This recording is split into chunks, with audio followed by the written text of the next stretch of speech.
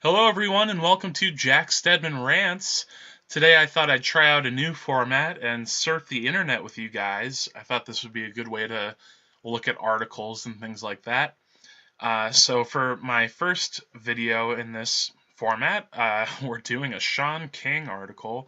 This was shared on my Facebook today, and I thought I had to look at it. So, this is from New York Daily News. Which I don't know if he writes for any other publications, but he has a lot of articles with them. It's called Conservatives Don't Hate a Golfing President, but They Hated an Uppity Negro Golfing President. So I bet you can guess where this is going. Let's see what our favorite, somewhat known white guy has to say. No president in American history has ever golfed more per week than Donald Trump. In his first 12 weeks in office, Trump took a staggering 18 golf course trips. That's unheard of. In his first 12 weeks in office, President Obama didn't visit a single golf course. By the end of this year, it's likely that Trump will have golfed more than President Obama has in his entire presidency. Well, to be fair, I think Trump will have made less Saturday Night Live and late night show appearances than Obama did. But, it is true that Trump seems to be golfing a lot, and I don't think many people are happy about this. I think at best, Trump supporters just don't want to talk about it and are sweeping it under the rug, but I don't think anyone's okay with the amount of golfing he's doing. So that's strange. It's really strange because Donald Trump and other conservative pundits seemed to be deeply bothered by the times President Obama went out and golfed.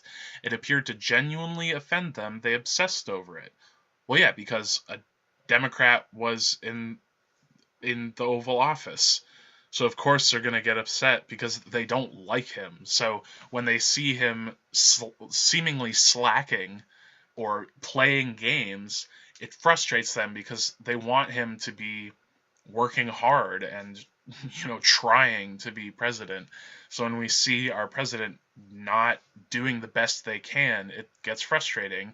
And if you already don't like the guy because of his policies and you already disagree with him on a bunch of things, of course you're going to get more upset when you see these things. That's why you care that Trump is golfing so much but didn't when Obama was. It's clearly partisan.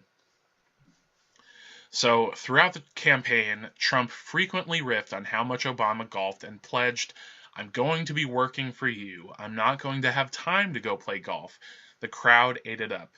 And this is fair to point out. Trump has flip-flopped on a lot of his past sentiments, a lot of his tweets on things like Syria and just general America First policy things show that he is being very hypocritical so far. And it is frustrating. It is frustrating to see. And I wish that he would go golfing less. I wish that he would follow through with the whole America First thing because that was what he campaigned on. That's what his base voted for him for. So, yes, it is frustrating to see him flip-flop and be so hypocritical. That is fair. Throughout the Obama administration, anytime President Obama golfed, some famous conservative pundit chimed in. It was a reliable punchline that consistently got a rise out of their base. In 2013, Sean Hannity tweeted, "Glad our arrogant president is enjoying his taxpayer-funded golf outing after announcing the U.S. should take military action against Syria."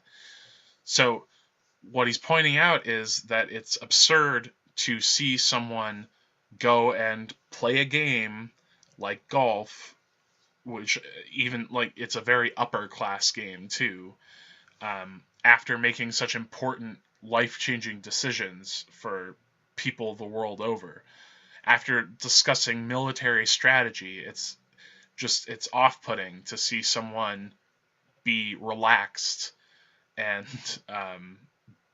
doing recreational activities. It's just off-putting, and I think that's people are saying the same thing for Trump now. Just a few months earlier, Newt Gingrich tweeted, his misspelling's not mine, Trump and President Obama both golf, but Trump doesn't charge the taxpayers $920,000 for a golf weekend in Florida. Neither of those tweets have aged well. Now it is Trump enjoying his taxpayer-funded golf outings after announcing military actions all over the world, including Syria. Now it's Trump charging the taxpayers not $920,000 per golf outing in Florida, but reportedly much more. And I'm willing to take it on faith that Trump's golf outings cost more than Obama's did. Either way, it's frustrating, and again, I don't think anyone's happy about the amount of taxpayer money it costs to fund these games. So yeah, that is frustrating.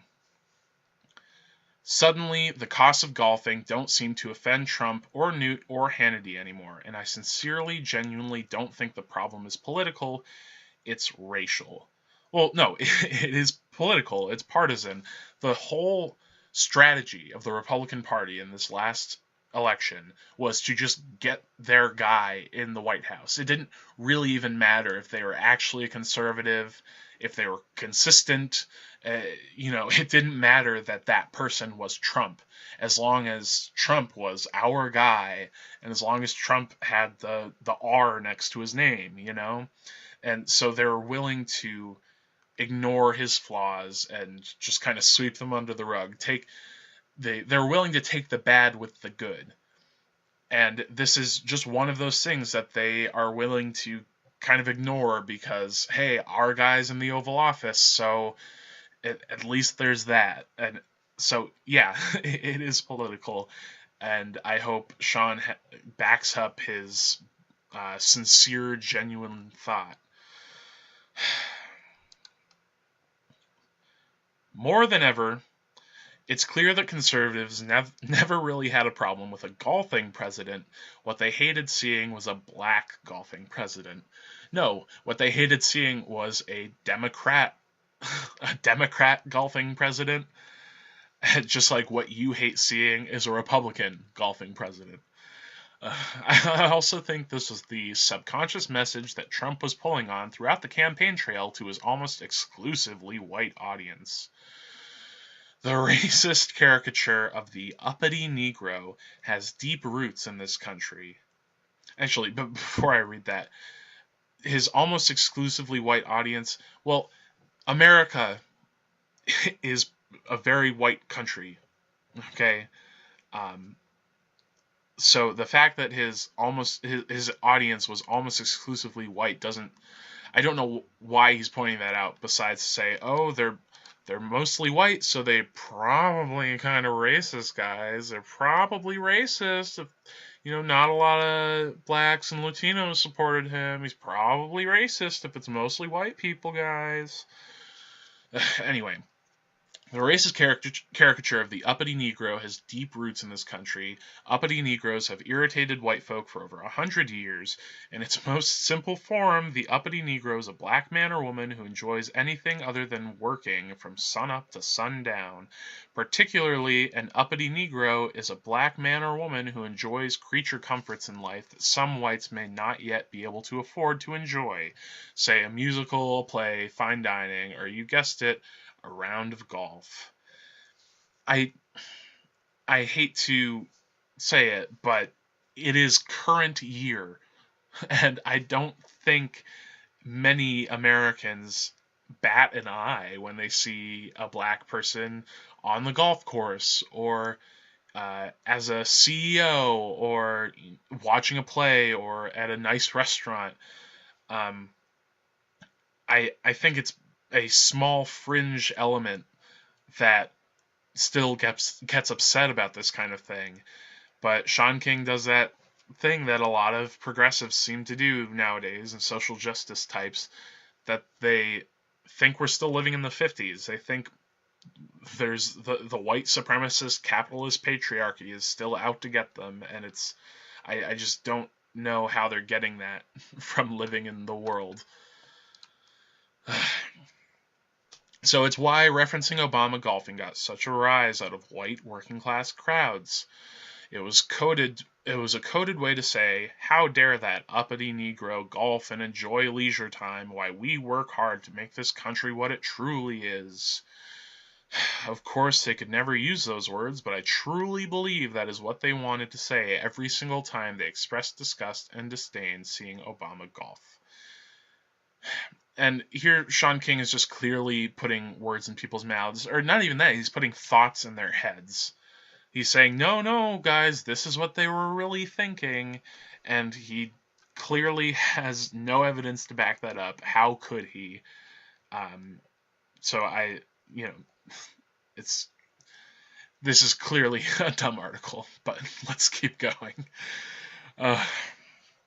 And it's why those same conservatives are now silent. The problem wasn't that they hated seeing a president spend the money on golfing. The problem wasn't that they hated seeing a president spend precious time on the golf course. A golfing president never disgusted them. The problem was that few things irritate bigoted white men more than an uppity Negro. No. The problem was the money spent. The problem was juxtaposing recreational leisure time with important military decisions. And the problem was a partisan problem.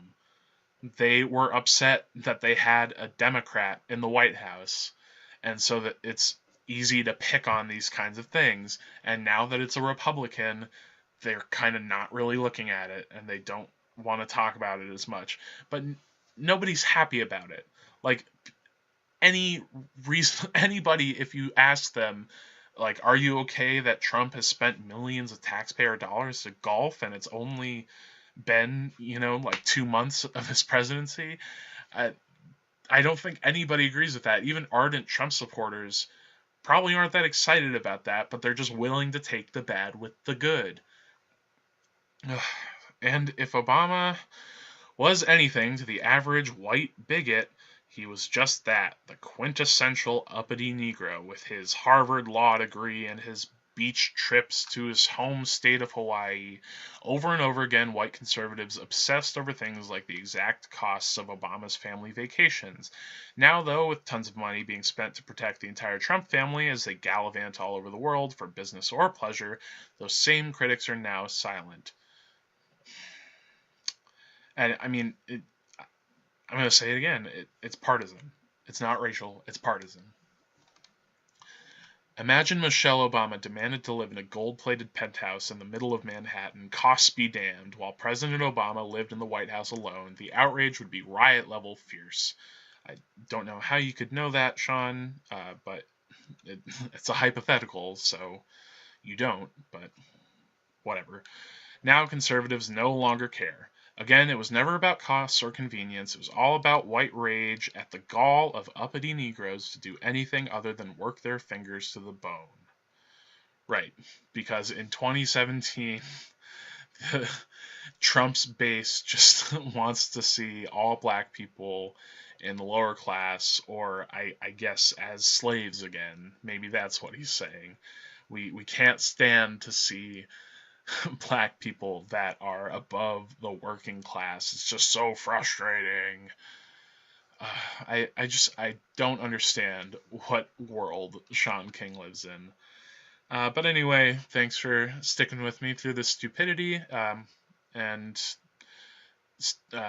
bear with me as I work through the kinks of this format. And yeah, thanks for watching. Have a good day. Bye.